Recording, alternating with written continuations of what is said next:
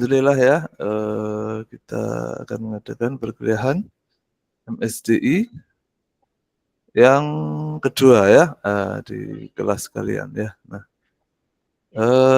by the way saya suka ininya ya, background-nya lucu-lucu ya.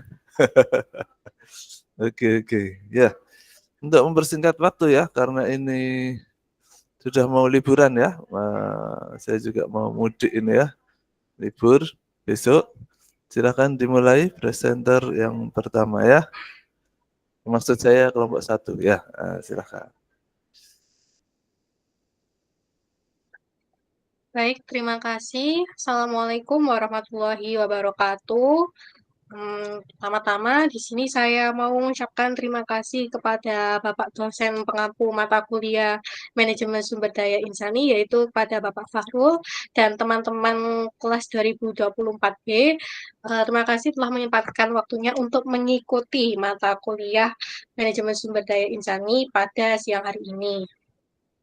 Sebelum memulai presentasi dari kelompok 1, izinkan dari kami untuk memperkenalkan diri.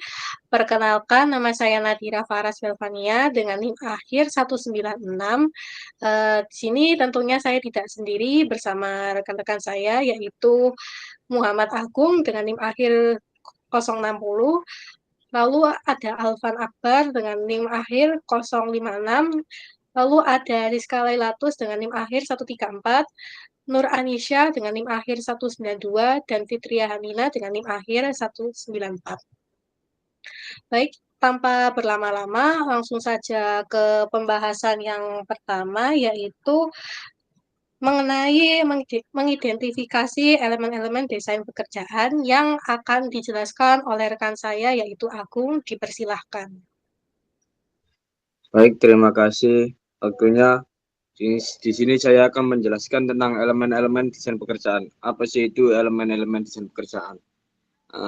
Elemen-elemen desain pekerjaan adalah elemen yang harus diperhatikan pada saat menyusun atau mendesain pekerjaan, baik pada awal maupun pada saat melakukan penyusunan kembali, karena pengembangan organisasi atau restrukturisasi.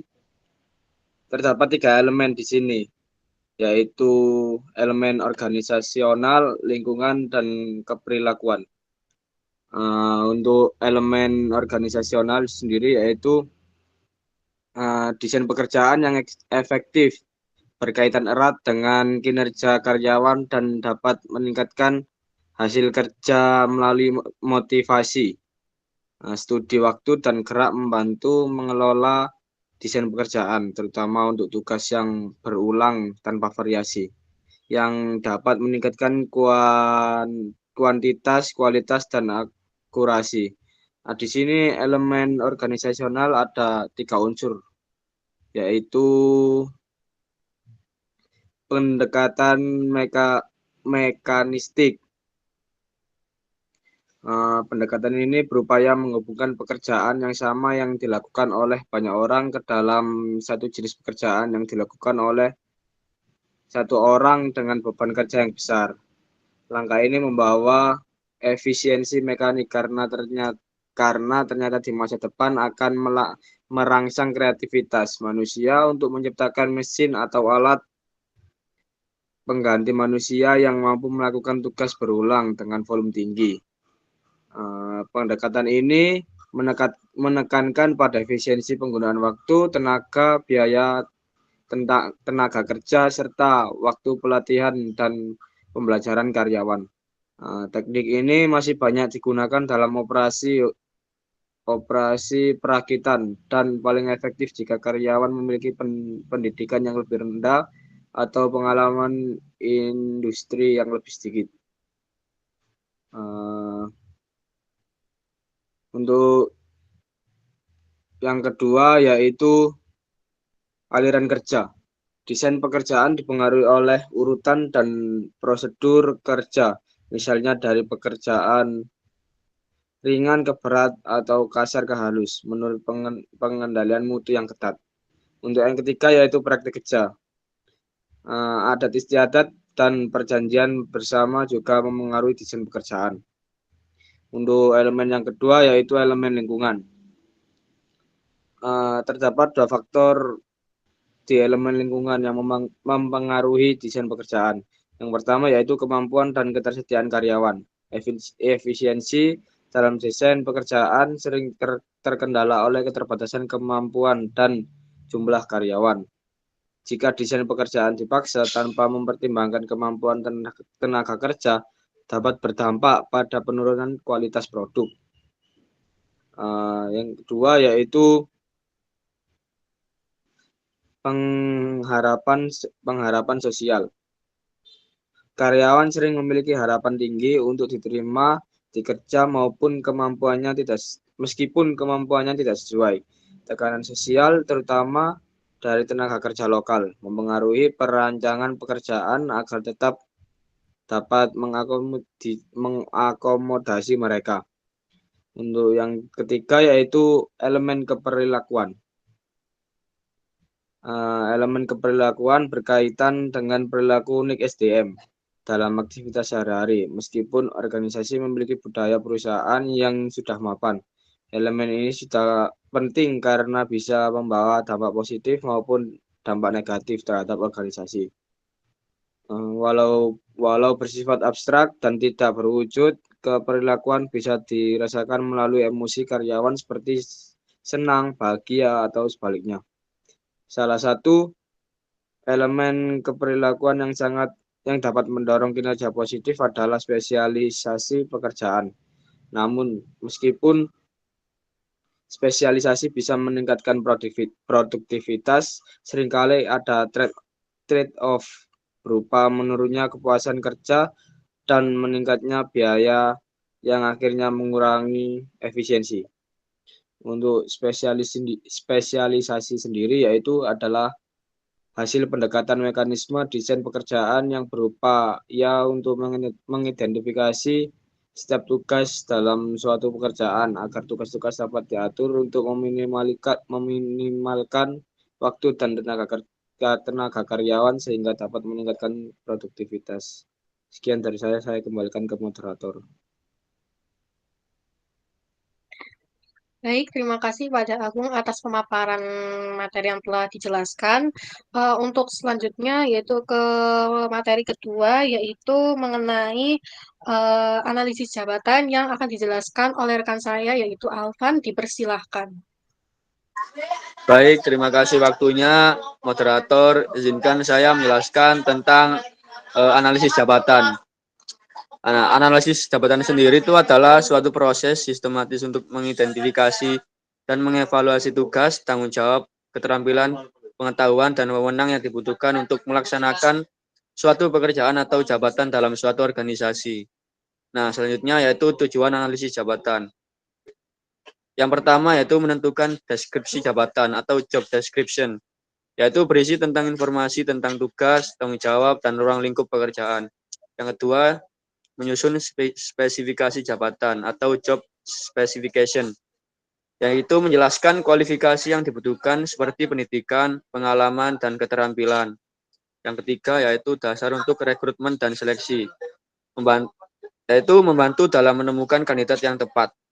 Nah, yang keempat adalah dasar evaluasi kinerja, yaitu menjadi acuan untuk menilai apakah seseorang itu telah menjalankan tugasnya sesuai harapan. Yang kelima, yaitu penetapan kompensasi atau gaji, yaitu jabatan yang lebih kompleks atau memiliki tanggung jawab lebih tinggi, biasanya mendapatkan kompensasi yang lebih besar, dilihat dari jabatannya. Yang terakhir yaitu perencanaan pelatihan dan pengembangan, yaitu mengidentifikasi kebutuhan pelatihan berdasarkan kesenjangan kompetensi. Nah, yang ketiga yaitu proses analisis jabatan. Nah, proses analisis jabatan itu yang pertama, pengumpulan data jabatan yang berisikan tentang wawancara dengan pemegang jabatan, observasi langsung, kuesioner, studi dokumentasi, atau manual kerja, SOP, dan laporan sebelumnya. Nah, yang kedua yaitu identifikasi elemen jabatan yang berisikan tentang tugas-tugas utama, tanggung jawab, alat dan bahan yang digunakan, hubungan kerja, lingkungan kerja, dan kondisi kerja. Yang ketiga itu penyusunan dokumen jabatan. Nah, isi dari penyusunan dokumen jabatan itu ada job description, terus job specification, dan yang terakhir yaitu job evaluation. Nah, yang terakhir itu ada contoh singkat. Misal jabatannya itu customer service. Nah, tugas utamanya itu melayani pertanyaan dan keluhan pelanggan, memberikan informasi produk dan layanan, dan mencatat interaksi pelanggan dalam sistem. Nah, kualifikasinya sendiri itu biasanya minimal pendidikan D3, terus komunikatif, sabar, dan teliti, dan pengalaman kerja minimal 1 tahun di bidang yang sama. Lebihnya saya kembalikan ke moderator. Terima kasih. Baik, terima kasih kepada Alvan atas pemaparan materi yang telah dijelaskan. Untuk selanjutnya yaitu ke materi ketiga mengenai eh, permintaan sumber daya insani yang akan dijelaskan oleh rekan saya yaitu Siska. Dipersilahkan. Baik, terima kasih moderator. Di sini saya akan menyampaikan materi mengenai permintaan sumber daya insani. Jadi permintaan sumber daya insani itu kebutuhan organisasi ataupun perusahaan terhadap tenaga kerja ataupun anggota dengan jumlah dan kualitas tertentu untuk bisa mencapai visi dan misi tujuan perusahaan. Misalnya jika perusahaan terdapat faktor-faktor yang mempengaruhi permintaan sumber daya insani, yaitu ada 2. Yang pertama itu ada faktor internal. Faktor internal itu merupakan faktor dari dalam perusahaan maupun organisasi. Yang pertama itu ada usia pensiun. Jadi misal ada karyawan ataupun anggota yang sudah usia pensiun, perusahaan itu otomatis membutuhkan orang yang dapat menggantikan posisi karyawan tersebut. Misalnya guru. Nah, guru itu kan kalau setiap tahun kan ada pensiunnya ya. Nah, itu ada rekrutmen kayak CPNS ataupun P3K. Terus selanjutnya itu ada meninggal dunia. Nah, jika ada karyawan ataupun anggota yang meninggal dunia, itu juga perusahaan juga perlu mencari pengganti karyawan tersebut agar kinerja perusahaan itu tetap berjalan. Terus yang selanjutnya ada keluar atau berhenti kerja. Nah, jadi jika ada karyawan yang resign ataupun keluar dari pekerjaan karena terdapat suatu alasan, mungkin kerjaan baru, perusahaan itu harus tetap mencari pengganti untuk karyawan tersebut. Terus ada rotasi. Nah, terkadang perusahaan itu memindahkan karyawan itu mungkin ke cabang lain maupun ke bagian lain. Nah, posisi yang lama itu mungkin bisa kosong. Nah, itu juga membutuhkan pengganti. Selanjutnya ada promosi jabatan. Nah, misal ada karyawan atau anggota yang naik jabatan, misalnya awalnya jadi CS, selanjutnya jadi supervisor. Nah, itu posisi lamanya itu kosong kan, dan itu butuh diisi oleh karyawan baru. Selanjutnya itu ada faktor eksternal. Nah, faktor eksternal sendiri itu dari luar perusahaan ataupun organisasi. Jadi yang pertama itu ada persaingan bisnis. Nah, jika semakin ketat persaingan suatu perusahaan, perusahaan itu biasanya membutuhkan lebih banyak tenaga kerja yang kompeten dan bisa bersaing dengan perusahaan lain. Misalnya online shop. Sekarang kan online shop kan sangat pesat ya perkembangannya. Nah, itu butuh banyak admin chat. Nah, admin chat itu biasanya karena suatu online shop itu dinilai dari gimana respon cepatnya gitu. Jadi membutuhkan banyak karyawan yang bisa menjadi admin chat. Yang selanjutnya ada teknologi. Nah, sekarang perkembangan teknologi sangat semakin pesat. Jadi dibutuhkan sumber daya insani yang yang nggak gaptek lah, yang melek teknologi. Misalnya perusahaan itu merekrut seorang spesialis di digital marketing, karena sekarang banyak marketing itu yang lewat platform digital. Terus ada tingkat interdependen.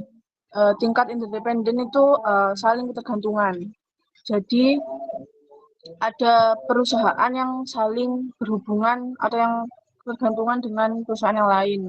Misal ada permintaan di satu sektor, itu sektor lain juga terdorong meningkat gitu.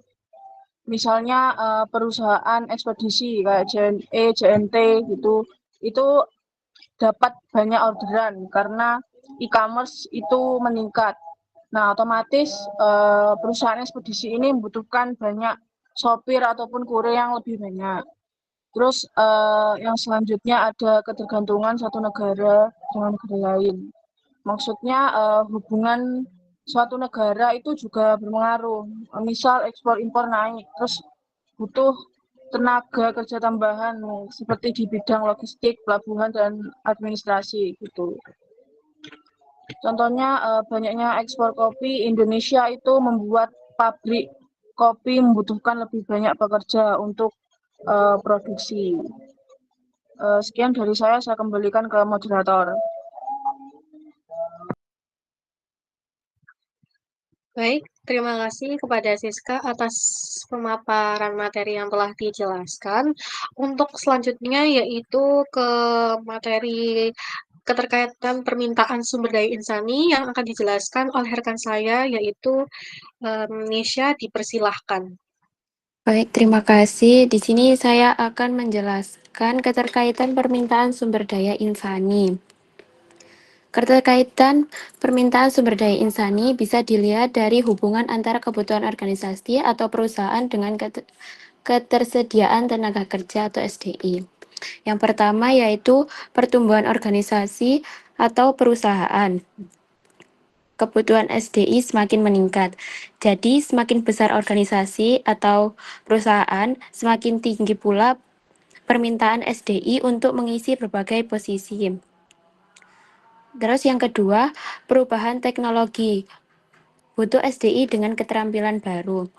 Jadi, kemajuan teknologi itu menciptakan permintaan tenaga kerja dengan keterampilan baru, misalnya digital skill. Terus yang ketiga, kondisi ekonomi. Pertumbuhan ekonomi menaikkan permintaan SDI, resesi menurun. Jadi saat ekonomi tumbuh, permintaan SDI meningkat karena produksi bertambah, atau sebaliknya. Saat resesi, permintaan menurun. Selanjutnya yang keempat, faktor demografi. Jumlah usia produktif memengaruhi ketersediaan SDI. Jadi jumlah penduduk usia produktif mempengaruhi ketersediaan SDI. Ini tuh berhubungan langsung dengan permintaan ketenaga kerjaan. Lalu yang terakhir, strategi bisnis. Arah dan tujuan perusahaan menentukan jenis serta jumlah SDI. Jadi fokus perusahaan itu misalnya ekspansi pasar atau inovasi produk. Itu menentukan jenis dan jumlah SDI yang dibutuhkan. Singkatnya, permintaan SDI selalu berkaitan dengan kebutuhan organisasi, perkembangan teknologi, kondisi ekonomi, serta ketersediaan tenaga kerja di pasar. Sudah. Terima kasih. Baik, terima kasih kepada Nisha atas penjelasan materi yang telah dijelaskan. Untuk selanjutnya yaitu ke materi selanjutnya mengenai pasokan sumber daya insani yang akan dijelaskan oleh rekan saya yaitu Fitri, dipersilahkan. Oke, selanjutnya aku bakal jelasin keterkaitan pasokan sumber daya insani keterkaitan pasokan sumber daya insani di desain pekerjaan dan perencanaan sumber daya insani. Nah, yang pertama itu kan ada pasokan sumber daya insani. Pasokan sumber daya insani itu apa? Maksudnya berapa jumlah orang atau karyawan yang kita punya di perusahaan dengan keterampilan atau keahlian tertentu di dalam suatu bidang. Nah, yang kedua itu desain pekerjaan. Jadi, desain pekerjaan itu suatu cara perusahaan untuk menyusun atau membuat pekerjaan untuk karyawannya. Nah, kalau di perusahaan itu kan biasanya perusahaan tuh tahu kalau karyawannya ini tuh kemampuannya di bidang A. Jadi dia tuh dipekerjakan di bidang A. Terus kalau karyawan B itu kemampuannya di B. Jadi sesuai kemampuannya. Jadi desain pekerjaan itu harus mengikuti kemampuan tenaga kerja yang ada. Nah, kalau tadi itu kan udah kelihatan kemampuannya. Kalau misalnya ada karyawan yang belum kelihatan kemampuannya itu, perusahaan bisa memberikan kayak pelatihan dasar atau pelatihan sederhana gitu loh. Jadi kita bisa membimbing gitu. Nah, terus kalau udah diberikan pelatihan, jadi kita tuh tahu kemampuan karyawannya kita itu spesifiknya di mana. Di situ kita pindahkan karyawan tersebut itu sesuai kemampuannya kayak gitu. Nah, kenapa sih kalau harus dikelompokkan gitu loh. Nah, kalau dikelompokkan sesuai kemampuannya itu tuh biar pekerjaannya mereka itu cepat selesai. Terus mereka itu tahu gitu loh harus ngapain. Kalau misalnya nggak sesuai passion mereka itu bingung gitu loh kayak mau ngerjain dari mana dulu dan harus mengedepankan kenyamanan karyawan kita untuk mengerjakan suatu tugas kayak gitu. Nah, terus yang itu kan tadi kalau misalnya desain pekerjaan untuk sumber daya insani kita itu terpenuhi, tenaga kerja kita itu banyak gitu. Kalau misal tenaga kerja kita itu kurang, kayak sumber daya insani kita itu kurang, jadi desain pekerjaannya itu diubah, jadi tenaga kerja kita itu diberikan beberapa tugas, lebih dari satu tugas gitu loh. Tapi tetap sesuai dengan kemampuannya. Karena kalau semisal sesuai dengan kemampuannya, walaupun diberikan lebih dari satu tugas, itu mereka bisa ngerjain, tapi agak lebih lama dikit, tapi sesuai gitu loh. Gitu. Terus yang ketiga itu perencanaan sumber daya insani. Jadi ini tuh lebih ke strategi, rencana di masa depan gitu loh. Perusahaan memprediksi kebutuhan tenaga kerja di masa depan, lalu menyiapkan orang-orang yang tepat untuk mengisi posisi-posisinya. Maksudnya itu saat perusahaan merencanakan sumber daya insani untuk masa depan, perusahaan itu harus lihat dulu kualitas sama jumlah tenaga kerjanya. Kalau misalnya tenaga kerjanya itu sudah mencukupi, kayak nggak kekurangan, terus kualitasnya itu juga bagus, memumpuni, gitu. Jadi contohnya itu kayak di bidang teknologi. Kalau di zaman sekarang tuh kan udah banyak perusahaan yang banyak pakai teknologi gitu kan. Jadi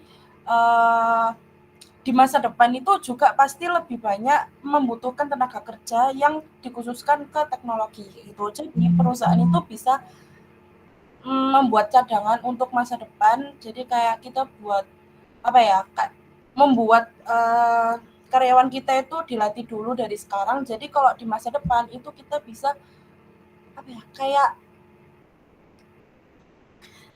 kalau di masa depan itu jadi kita tuh bisa menyiapkan karyawan kita itu buat survive dan perusahaan kita tuh bisa survive juga. Tuh. Jadi intinya ketersediaan sumber daya insani itu mempengaruhi perencanaan sumber daya insani untuk masa depan. Terus hasil perencanaannya itu digunakan untuk menyusun desain pekerjaannya itu. Biar kebutuhan organisasinya itu bisa terpenuhi dengan tenaga kerja yang ada gitu. Sudah, terima kasih. Baik, terima kasih Fitri atas penjelasan materi yang telah dijelaskan. Selanjutnya yaitu ke pembahasan mengenai peluang pengembangan sumber daya insani yang akan dijelaskan oleh saya sendiri. Nah, untuk peluang pengembangan sumber daya insani ini ada 5. Yang pertama itu ada peluang pelatihan untuk transfer pengetahuan dan keahlian. Yaitu yang dimaksud adalah pelatihan itu kan adalah cara sistematis dan efektif untuk mentransfer pengetahuan atau keterampilan dari orang yang sudah ahli kepada individu yang baru belajar. Lalu dengan adanya pelatihan yang struktur itu, karyawan atau anggota organisasi dapat dengan cepat menguasai kemampuan baru sesuai kebutuhan pekerjaan. Pelatihan membuka peluang peningkatan kompetisi spesifik yang dibutuhkan dalam pekerjaan sehari-hari.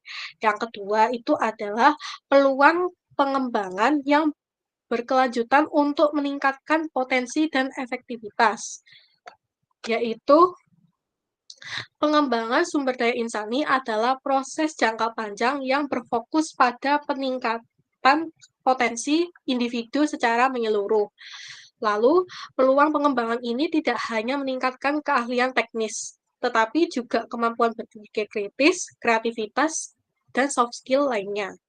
Melalui pengembangan berkelanjutan, individu itu dapat menjadi lebih efektif dalam pekerjaannya dan berkontribusi lebih besar terhadap organisasi. Yang ketiga, peluang belajar seumur hidup sebagai kunci perubahan diri. Nah, yang dimaksud adalah belajar dianggap sebagai proses tanpa akhir yang memungkinkan individu terus berubah dan berkembang dari waktu ke waktu.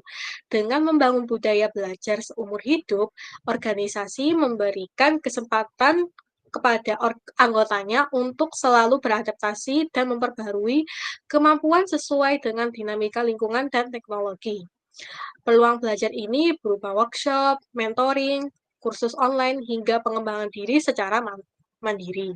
Yang keempat adalah peluang pendidikan terencana untuk melatih pikiran dan keterampilan, yaitu pendidikan yang dirancang secara terencana itu menjadi fondasi dalam proses pengembangan sumber daya insani.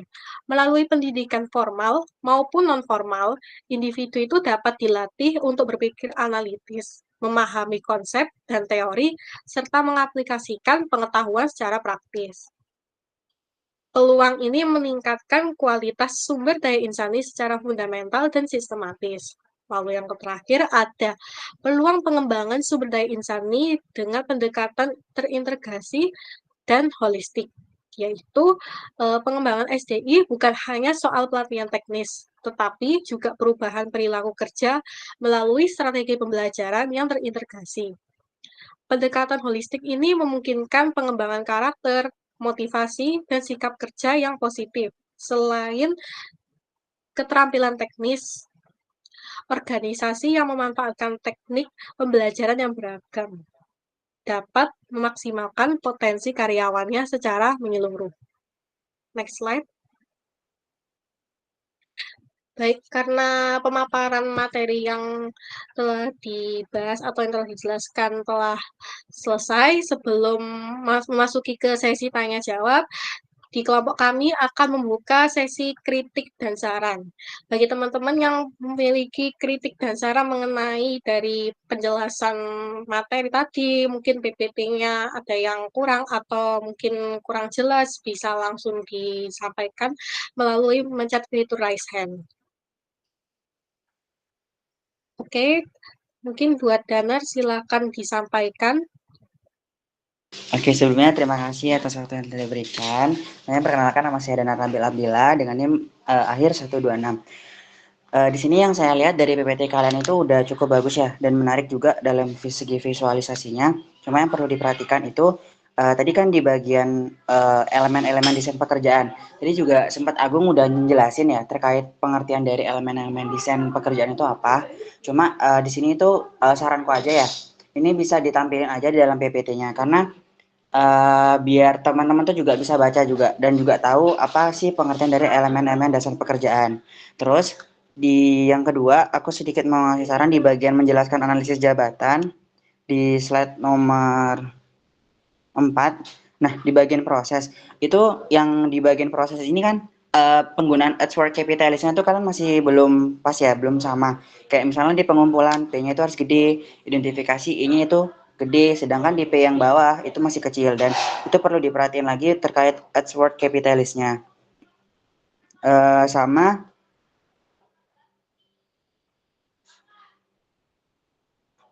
Sama apa ya? Mungkin itu aja sih kritik dari aku dan saran dari aku. Semoga bisa dijadikan evaluasi aja ke depannya. Oke, sekian terima kasih. Wassalamualaikum warahmatullahi wabarakatuh. Waalaikumsalam warahmatullahi wabarakatuh. Terima kasih Danar untuk penyampaian kritik dan sarannya. Apakah dari teman-teman ada yang ingin menyampaikan kritik dan saran lagi sebelum ke sesi tanya jawab?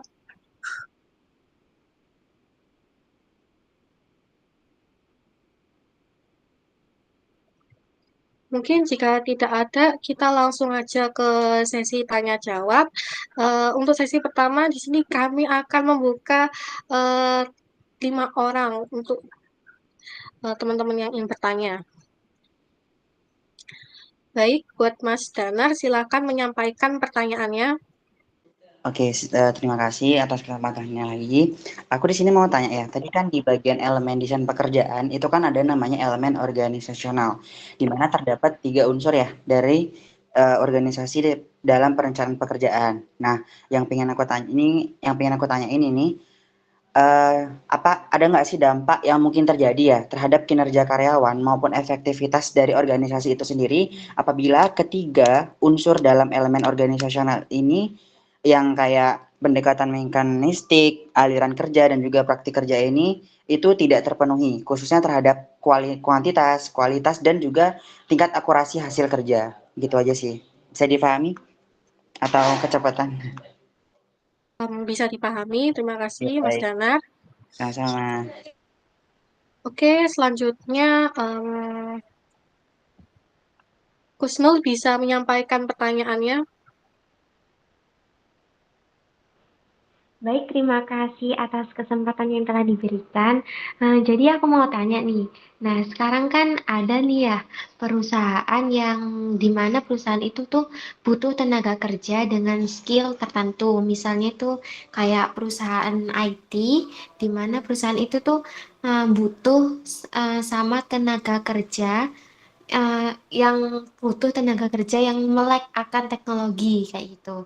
Namun skill yang dibutuhkan itu masih terbatas atau pasokan sumber daya insaninya itu belum ada gitu lah. Kayak kayak masih jarang gitu. Nah, menurut kalian sendiri lebih efektif mana perusahaan untuk rekrut orang baru dari luar atau memilih mengembangkan karyawan di internal lewat pelatihan khusus. Nah, kira-kira dari kalian itu solusi apa yang lebih berkelanjutan untuk jangka panjang? Mungkin itu aja Mbak dari aku Mbak Wilfa. Apakah sudah dipahami? Bisa dipahami, terima kasih Mbak Kusnul atas penyampaiannya. Untuk selanjutnya mungkin Mbak Reka bisa menyampaikan pertanyaannya. Ya, terima kasih moderator atas waktunya. Perkenalkan, aku Reka Septian Fajar Ramadhani dengan NIM 144. Di sini aku mau bertanya, bagaimana sih sebuah perusahaan itu menyesuaikan kebutuhan sumber daya insaninya ketika ada kemajuan teknologi yang membuat sebagian pekerjaan itu digantikan mesin? Terima kasih.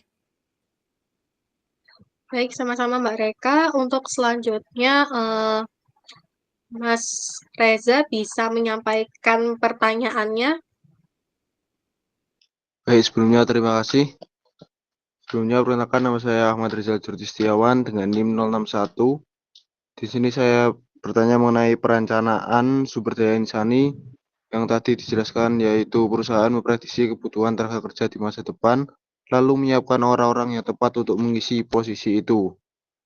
Nah, pertanyaan saya, menurut kelompok Anda itu apa saja tahapan dalam proses perencanaan sumber daya insani yang efektif dan sukses buat perusahaan di masa yang akan datang, dan jangkanya itu tidak jangka pendek, melainkan jangka panjang. Terima kasih. Baik, terima kasih Mas Reza atas penyampaian pertanyaannya. Untuk selanjutnya yaitu Mbak Dela bisa langsung menyampaikan pertanyaannya. Oke, baik. Terima kasih Mbak Belva atas kesempatan yang telah diberikan. Jadi aku mau nanya yang telah Mbak Belva jelasin tadi yang peluang. Menurut kalian apa sih kaitannya antara kebiasaan belajar seumur hidup dengan pendekatan menyeluruh atau holistik dalam membentuk sumber daya insani yang mampu bersaing di era global kayak sekarang ini. Apa sudah dipahami Mbak Belva? Sudah bisa dipahami. Terima kasih Mbak Dela atas penyampaian pertanyaannya. Baik. Untuk sesi tanya jawab yang pertama, kami tutup terlebih dahulu dan izinkan kami untuk mencari jawaban dari teman-teman. Dan untuk teman-teman yang sudah merasa ditunjuk, silakan diturunkan raise hand-nya. Terima kasih. Baik, ini masih ada lagi yang tanya ya. Tapi kalau masih ada lagi, di skip dulu ya. Maksudnya jadi gini, biasanya kalau di kelas yang lain, yang online ini saya sesi Q&A-nya dipindah ke nanti di apa jenengi WhatsApp group ya. WhatsApp group biar terpantau ya lah. Terus apa namanya? Bisa didokumentasikan nanti untuk sebagai bagian dari penilaian ya, untuk diskusi kalian ya. Jadi pertanyaannya bagus-bagus juga ya. Nah, ini sudah adzan asar ini sebetulnya ya. Tapi saya belum mau menyampaikan materi ya. Nanti kalau ada yang ngajak saya sholat, berhenti dulu ya.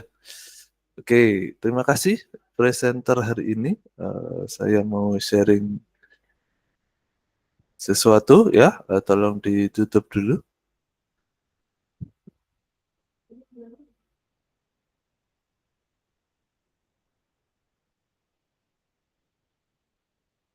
Oke ya.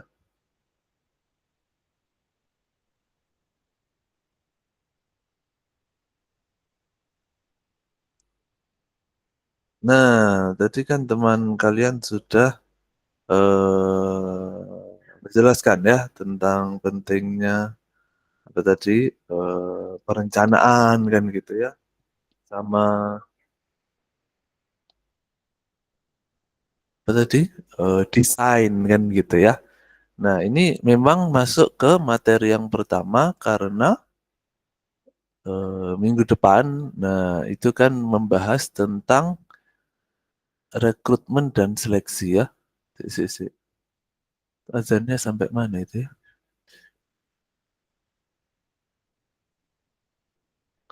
Ya kalau adanya sayup-sayup gitu kan nggak bisa jawab saya ya sampai mana adanya ini.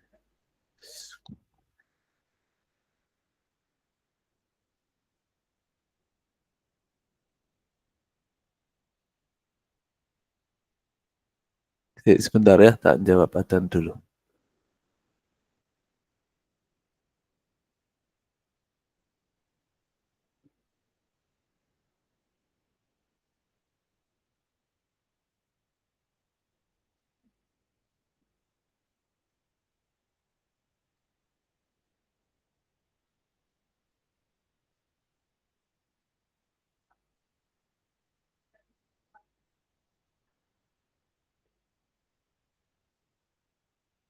Oke ya. Jadi minggu depan itu kan materinya rekrutmen dan seleksi.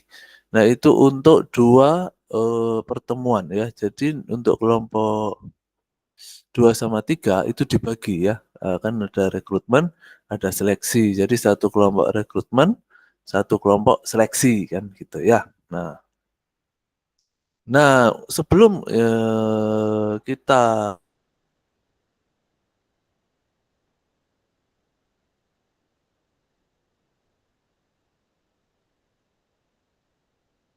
ya kan gitu. Untuk apa itu?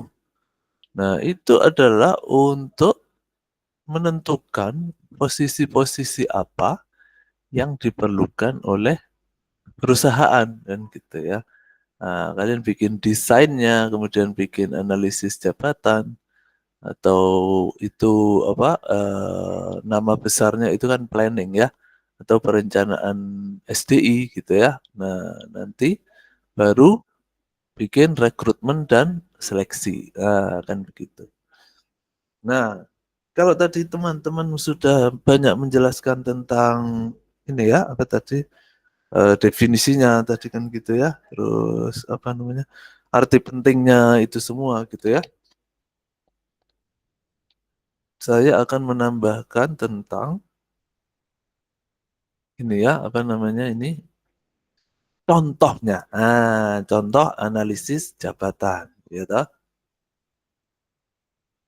Nah, ini yang pertama ada dari Pertamina ya. Ini jabatannya namanya operator produksi atau operator produksi di bagian refinery unit ya. Nah, kita lihat nama jabatan operator produksi. Unit kerja refinery unit, kilang minyak ya. Terus dia punya atasan langsung namanya supervisor produksi.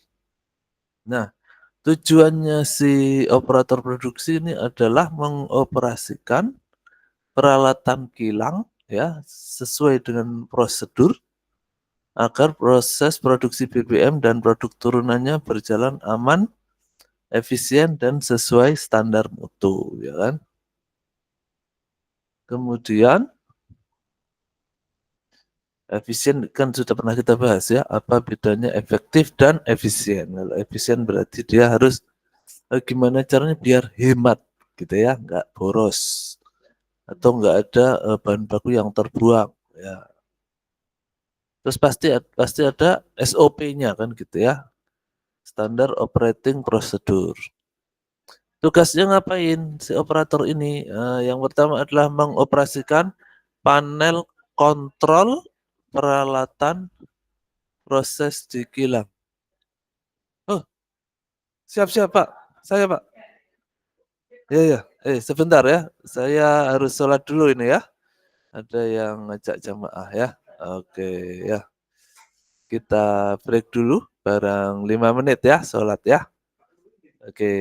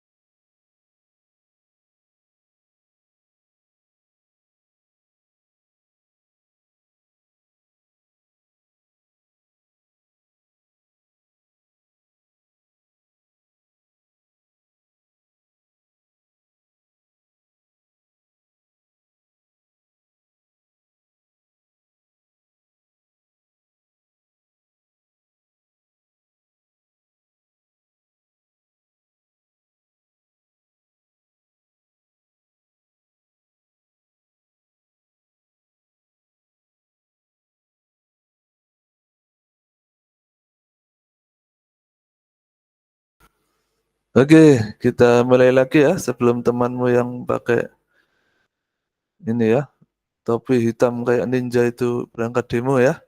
Oke.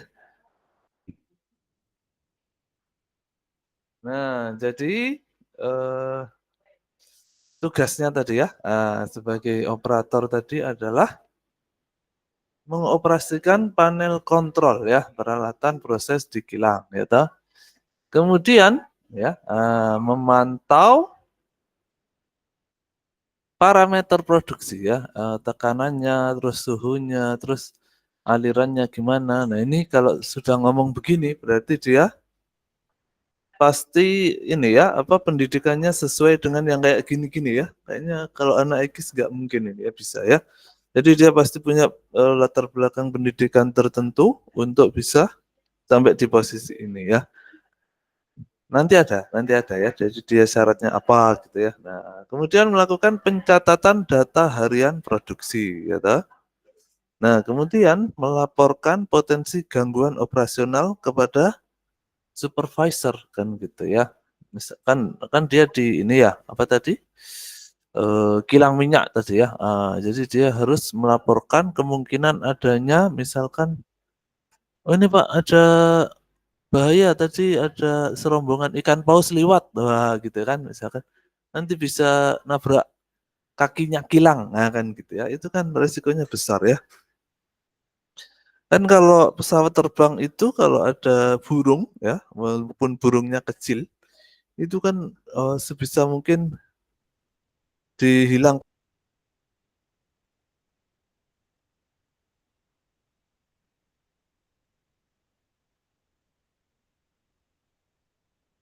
pesawatnya bisa mogok bahaya itu ya. Apalagi kalau di kilang kan gitu ya.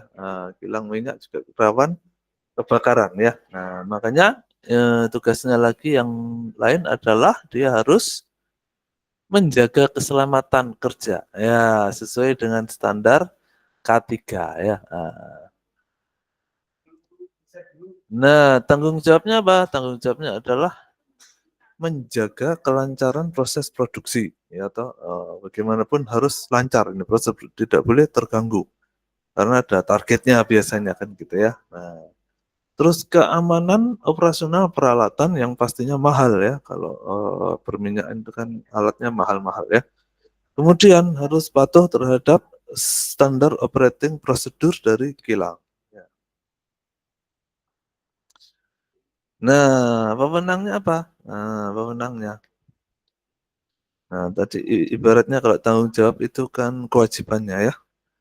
Nah, kalau haknya sebagai operator itu dia boleh menghentikan operasi kalau ada kondisi darurat, misalkan tadi kebakaran gitu ya, atau ada sesuatu yang mengganggu, yang bisa membuat bahaya kan gitu ya. Kemudian melakukan penyesuaian kecil pada parameter proses. Artinya misalkan ini ada gangguan sebetulnya nih, tapi ini bisa kok bisa diatasi. Ini kita jalankan nih, proses produksinya ya.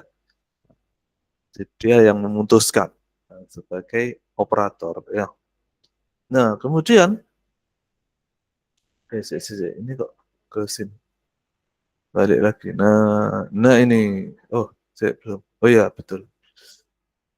Nah, karena tugasnya itu tadi ya, maka pendidikannya juga khusus. Nah, di sini tertulis bahwa pendidikannya itu paling enggak teknik kimia ya atau teknik mesin atau dan sejenisnya. Yang sesuai dengan perminyakan itu. Nah, walaupun fresh graduate itu diterima, tetapi lebih disukai yang berpengalaman. Kan gitu ya, lebih disukai yang punya pengalaman di kilang atau pabrik petrokimia ya. Petrokimia Gresik itu yang terkenal ya kalau di Gresik ya. Keterampilannya apa yang harus dimiliki? Harus paham sistem kontrol, terus disiplin dan cepat tanggap. Kan soalnya banyak bahaya mengancam ya kalau di tengah laut kan kilang minyak itu dilepas pantai itu ya. Jadi agak ke tengah itu ya. Dan itu memang gajinya besar ya. Ada tuh saudara di perminyakan yang kerjanya di kilang, wah itu kaya raya ya. Oke, sekarang kita lanjutkan. Nah, ini di Telkom ya, Telkom Indonesia. Jabatannya namanya adalah Customer Service Representative. Nah, ini dia, kita lihat bawahnya ya toh. Nama jabatannya itu adalah Customer Service Representative ya, atau CSR. Unit kerjanya di Plaza Telkom. Nah, unit kerja ini kan macam-macam ya. Ada yang unit kerjanya di Plaza Telkom. Nanti ada lagi misalkan kalau Telkom buka cabang atau pameran gitu ya, unit kerja di Royal Plaza misalkan, atau unit kerja di Plaza Marina gitu ya, atau di TP misalkan ya. Nah, terus ada atasan langsungnya siapa? Supervisor layanan ya. Tujuannya ngapain? Tujuannya memberikan layanan kepada pelanggan ya toh, terkait produk atau layanan Telkom ya, bisa IndiHome atau telepon rumah atau internet atau TV kabel ya. Tapi kayaknya telepon rumah sudah jarang sekarang ya. Biasanya di kantor itu yang masih ada telepon yang di meja itu ya. Nah, uraian tugasnya ngapain? Nah, ini dia uraian tugasnya adalah melayani pertanyaan ya toh, terus keluhan dan juga permintaan pelanggan ya. Kemudian memberikan informasi mengenai produk dan paket layanan Telkom gitu. Kemudian membantu proses registrasi pelanggan baru ya. Kemudian menindaklanjuti komplain pelanggan dengan tim teknis. Terus input data ya. Jadi tugasnya agak banyak ini ya. Nah, tanggung jawabnya adalah pelanggan harus puas ya. Nah, ini kalau kalian tertarik untuk riset tentang sumber daya insani ya, nanti buat skripsimu bisa tuh. Ini kalau variabelnya namanya customer satisfaction ya. Nanti banyak tuh penelitian tentang ini ya. Nah, kemudian data pelanggan itu harus akurat ya, nggak boleh salah nama tuh. Karena apa? Karena biasanya kalau sudah dapat data pelanggan, nanti di promo-promo kan gitu ya, untuk menjaga apa ibaratnya nasabahnya itu biar terus menggunakan layanan kan gitu ya. Terus tanggung jawabnya juga besar lagi ini, harus menjaga citra positif perusahaan ya. Nah, jadi karena itu apapun komplain dari customer dia harus bisa menangani kan gitu ya. Namanya aja customer service kan. Nah, wewenangnya adalah dia bisa mengakses data pelanggan dalam sistem ya.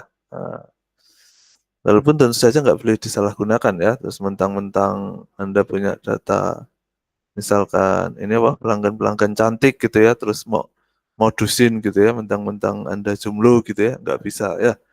Kemudian memberikan solusi sementara untuk kendala layanan ya misalkan. Kemudian terus mengajukan rekomendasi ke atasan ya misalkan. Ya. Ini Pak ada masukan Pak dari customer, katanya dia channel TV-nya di TV kabel kok sedikit kalau yang paket ini misalkan. Dia minta tambahan ini mungkin bisa gitu ya. Nah, selanjutnya adalah pendidikannya apa? Nah, kalau di customer service itu kan modalnya senyum dan penampilan ya. Modalnya kan senyum dan penampilan. Jadi dia apa? Seluruh jurusan itu bisa diterima kalau di bagian ini ya. Tapi ya itu syaratnya dia harus mampu menangani keluhan customer kan gitu ya. Namun pengalaman di bidang layanan pelanggan, kalau ada dua calon karyawan, yang satu berpengalaman, yang satu enggak, tentu dipilih yang berpengalaman, kan begitu ya. Keterampilannya apa? Harus komunikatif, harus ramah, harus sabar, terus menguasai komputer dan aplikasi CRM ya. CRM itu apa ya, lupa saya, customer apa gitu ya,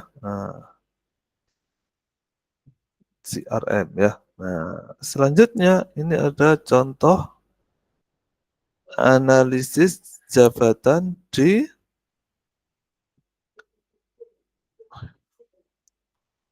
Unilever ya. Unilever. Ini kemudian identitas jabatannya adalah Human Resource Manager ya.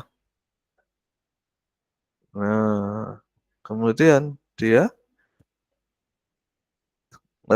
departemennya adalah HRD ya. Nah, jadi kalau yang tadi kan levelnya staff ya, staff sama apa tadi operator ya. Nah, kalau ini sudah middle ya, middle management ya, dia manager ya. Nah, jadi dia manager Human Resource Department ya, sesuai dengan materi kita ya. Nah, ini contohnya di Unilever ya. Nah, atasan langsungnya adalah HR Director atau Country HR Head ya. Nah, ini ya. Ini di Unilever kan ya. Nah, bawahan langsungnya apa? Nah, bawahan langsungnya adalah HR Officer. Nah, kemudian HR Spesialis dan juga rekrutmen dan training staff ya. Nah, tujuan jabatannya apa? Tujuan jabatannya adalah mengelola seluruh fungsi SDM ya. Ini isinya RPS sendiri nih ya. Jadi rekrutmen, pelatihan, kompensasi, hubungan industrial itu nanti kan kalian pelajari semua ya. Sesuai dengan judul kita ya, manajemen SDI. Untuk memastikan ketersediaan ya SDI yang kompeten, produktif dan selaras ya. Nah, memang kalau dari planning ini belum bisa terbedakan ya antara SDI dan SDM ya, karena ini masih umum ya, masih umum. Nah, orang yang tugasnya apa di Unilever ini? Menyusun strategi HR menengah dan panjang, ya terus mengawasi proses rekrutmen dan seleksi. Kenapa namanya mengawasi? Nah, itu berarti dia ini apa namanya? Bukan dia yang melakukan rekrutmen dan seleksi, ya kan? Artinya bukan manajer ini kan, berarti ada staff khusus untuk rekrutmen dan seleksi karyawan, ya kan?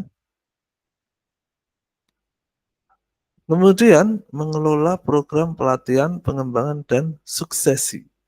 Nah, apa itu suksesi? Nah, suksesi itu kan ini ya, penggantian karyawan. Nah, kan gitu ya. Atau misalkan ada yang pensiun ya atau ada yang di PHK gitu ya. Suksesi itu kan mengganti itu ya. Atau direkturnya waktunya lengser, terus dia merencanakan atau manajernya waktunya ganti, atau dia sendiri yang mau ini apa namanya resign misalkan ya, atau mau pensiun, maka dia harus menyiapkan tuh penggantinya siapa kan gitu ya. Kemudian merancang sistem kompensasi yang kompetitif. Kenapa harus kompetitif? Maksudnya kompetitif itu kompetisi sama siapa? Nah, kan gitu ya. Ya tentu saja dengan perusahaan lain kan gitu ya.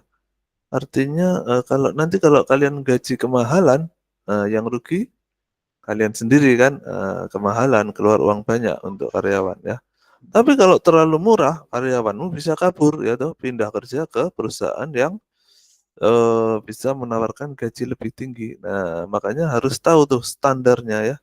Standarnya kalau posisi ini gajinya berapa kan gitu ya.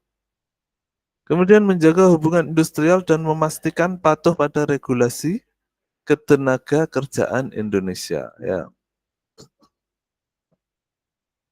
Berarti harus rajin membaca ya atau paling enggak memahami itu regulasi terbaru, atau UMR naik atau enggak, itu harus tahu ya. Kalau enggak di demo karyawan bukan gitu ya.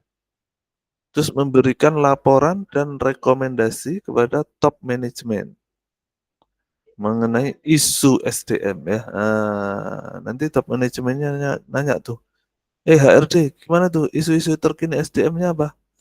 Oh ini Pak lagi pada demo ke Senayan misalkan kan gitu ya. Atau ini Pak biasa Pak persiapan May Day lagi mau turun ke jalan minta UMR naik misalkan ya kan. Menjadi mitra strategis bagi tiap divisi dalam pengembangan karyawan ya. Jadi banyak tugasnya ya. Tanggung jawabnya apa? Ketersediaan karyawan sesuai kebutuhan bisnis. Ya atau misalkan Unilever mau buka cabang di negara Konoha misalkan kan gitu ya. Dia harus menyiapkan tuh butuh karyawan berapa nih. Nah kan gitu ya. Karyawannya ini nggak suka joget apa enggak misalkan kan gitu ya. Nah, terus ada tingkat retensi dan kepuasan karyawan. Apa itu retensi? Berarti dia karyawan itu ini ya, apa namanya, bekerja dengan sepenuh hati. Nah, kadang-kadang ada tuh karyawan yang kelihatannya tok bekerja, padahal dia nggak bekerja, gitu ya. Atau ini tuh, kadang-kadang ada yang ikut Zoom gitu ya, terus fotonya dipasang dia lagi manteng ini, apa, lagi kelihatan lagi memperhatikan gitu ya, padahal itu foto doang ya, misalkan ya. Ya begitu dipanggil-panggil, ternyata nggak bergerak ya, ternyata foto ya misalkan.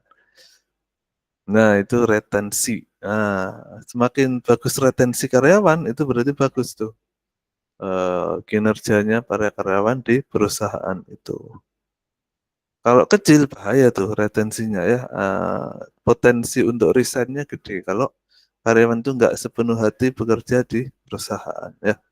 Terus patuh terhadap peraturan. Nah, ini sama kayak tadi ya, undang-undang ketenagakerjaan.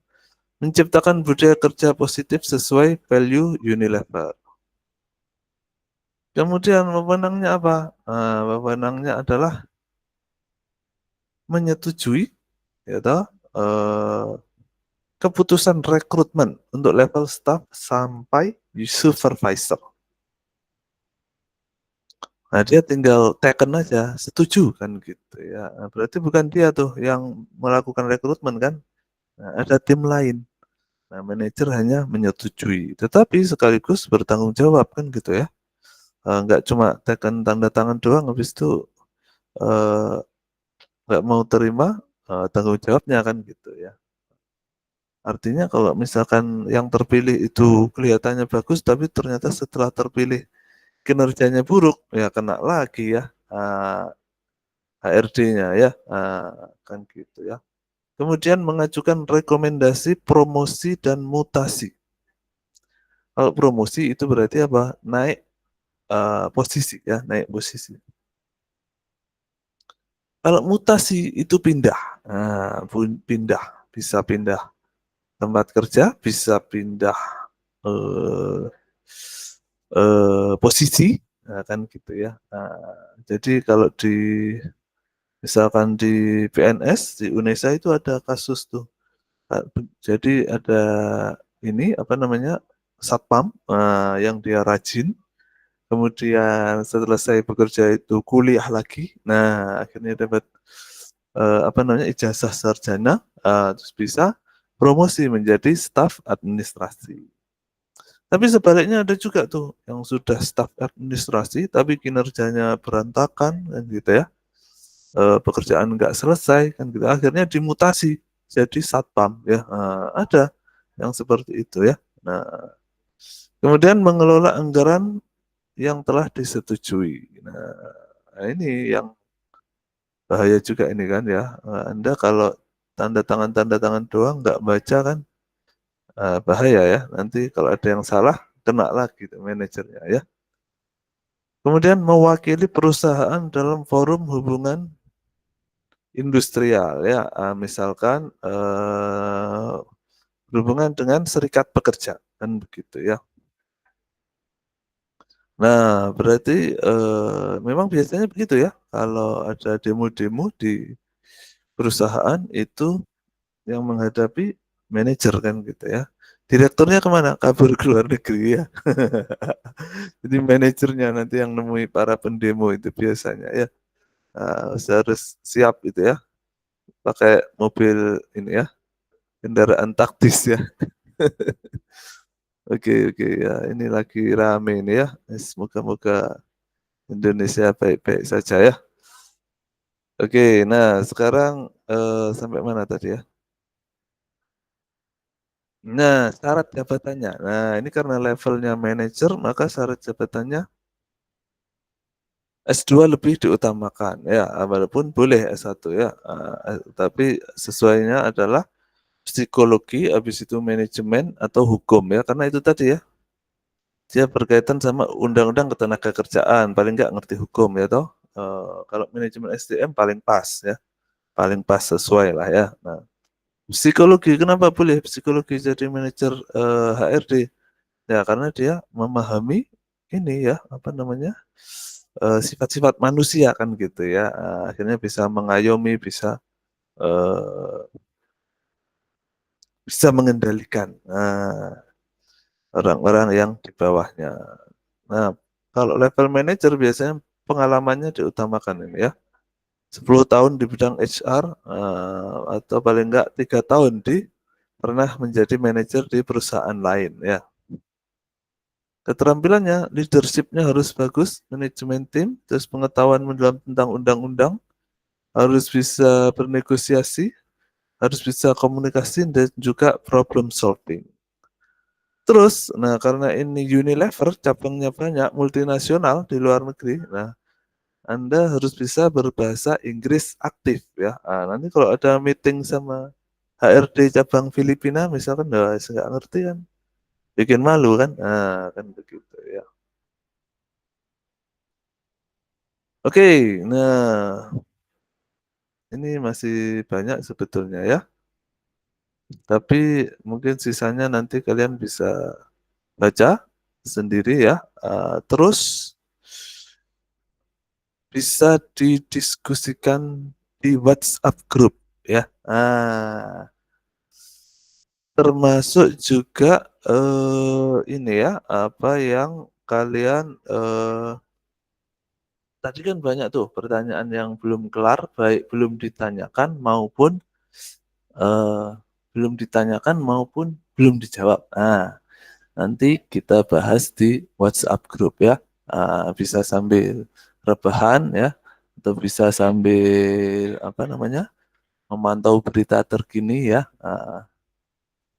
atau bisa sambil demo ya. Wah, ini saya kebetulan mau ke arah Jawa Timur Selatan ya, mau mudik. Ini katanya teman-teman di kota saya mau turun ini ya. Saya harus cari jalan yang aman ini ya. Nah gitu ya, nanti discuss-nya di WhatsApp group ya. Nanti saya share ya PowerPoint saya. Kalau mau yang versi lengkapnya, yang sudah saya jelaskan sampai selesai, ada di nanti tak share juga ya di rekamannya meetingnya kelas hari apa itu ya. Ada di channel saya ya. Nanti saya share ya. Nanti PC mungkin bisa mengingatkan ya. Oke gitu ya. Kenapa diskusinya di WhatsApp group? Ya, karena saya bilang tadi ya, seperti saya bilang tadi, biar bisa terdokumentasi ya. Kalian tanyaannya apa, jawabnya apa. Nah nanti kalau nilainya kalau bagus bisa saya kasih poin lebih kan gitu ya. Oke gitu ya. Moga-moga minggu depan kita sudah offline ya, bisa ketemu langsung. Insya Allah ya. Semoga Indonesia baik-baik saja ya. Saya akhiri dulu, kita tutup dengan akhir majelis ya. Subhanakallahumma bihamdik. Asyhadu an la ilaha illa anta astaghfiruka wa atubu ilaik. Ya, by the way ini kelompok hari ini menurut saya oke ya, daripada kelompok-kelompok kelas yang lain. Oke. Saya tutup ya. Saya matikan dulu recordnya.